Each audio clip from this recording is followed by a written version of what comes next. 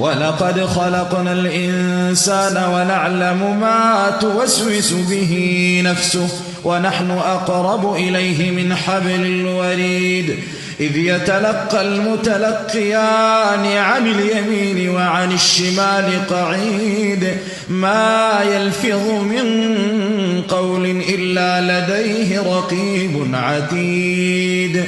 وجاءت سكرة الموت بالحق ذلك ما كنت منه تحيد ونفخ بالصور ذلك يوم الوعيد وجاءت كل نفس معها سائق وشهيد لقد كنت في غفلة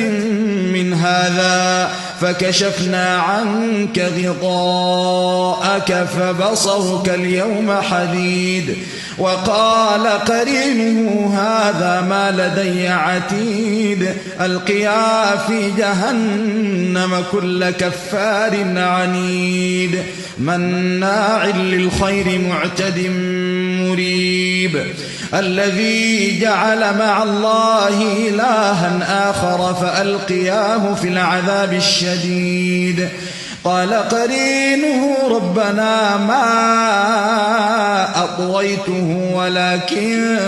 كان في ضلال بعيد قال لا تختصموا لدي وقد قدمت إليكم بالوعيد ما يبدل القول لدي وما أنا بظلام للعبيد